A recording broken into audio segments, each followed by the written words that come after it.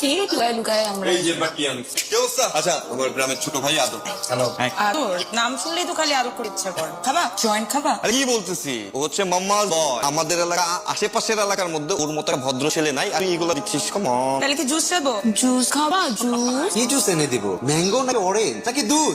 না ভাই, কি বলতেছি? দেখ বেশি ভুল করিস না, ও রকম করবে তারপর ডেপুটি নিয়ে যেতে হবে। তোমার বডি কাউন্ট কত? যাবে মামা ও কাজকে রাতে পার্টিতে নিয়ে আয়। বডি কাউন্ট বুঝো না, বডি কাউন্ট বুঝো না। এখন কি আমি আরিফ দিনা? Don't be nervous. এরকম বহুত কিছু হবে। আজকে রাতে যাবি তো পার্টিতে, তোকে নিয়ে যাও। চাকরিটা কেন বুঝিয়ে দিস, ঠিক আছে?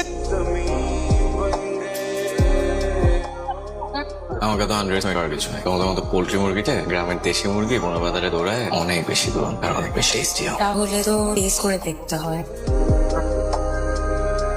মাল পৌঁছেছে? ভাই ভাই গাড়ি অ্যাক্সিডেন্ট করছে ভাই, মাল তো সব শেষ ভাই। কোন জায়গায়? ভাই জয়পুরে আছি ভাই। আমি আমি না তোমাকে এতদিন অনেক এড়িয়ে চলার চেষ্টা করছি, কিন্তু তুমি জানলে আমার রাগ কাজ করতো না, যা উল্টে পাল্টে হয়েছে।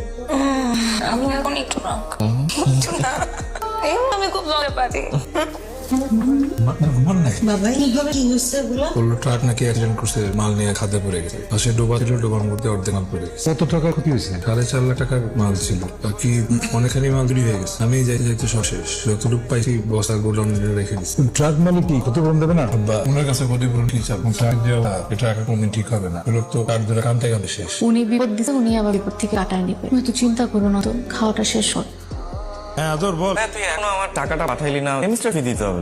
আচ্ছা আমি মানে আচ্ছা ভালো হয়েছে পাঠাস নাই, বুঝছিস? আমার না আরো 20,000 টাকা লাগবে। কি বলিস, এত টাকা কেন লাগে? আরে ভাই বুঝছ না, মানে সাইট ভিজিটিং এ যাইতে হয়, তারপর অ্যাসাইনমেন্ট, গ্রুপ স্টাডি, এই ধর প্রজেক্ট করতে হয়, অনেক জায়গায় যাইতে হয়। মানে তোরে পরে আমি এক্সপ্লেন করবো না, হ্যাঁ এগুলো তুই বুঝবি না, এখন আমি পরে এক্সপ্লেন করে দেবো। না না, তোর কাছে এক্সপ্লেনেশন চাইতেছি না। তুই তো জানো না তো একটা অ্যাক্সিডেন্ট হয়েছে। কি বলি? মানে আমাদের মাল আসছিল, ওই ট্রাক অ্যাক্সিডেন্ট করে উড়ে অনেক টাকার ক্ষয়ক্ষতি হয়ে গেছে রে। আচ্ছা ভাইয়া এগুলো আমাকে বলে লাভ আছে? হ্যাঁ আমি ব্যবসাকে বুঝি, আমি লাভ হইলেও বুঝি না, লস হইলেও বুঝি না। এগুলো সবসময় তুই আর বাবাই সামলাইছিস।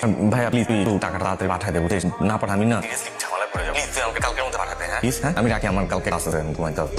বাসায় কোনো সমস্যা? না, না। তোমার কত টাকা দরকার?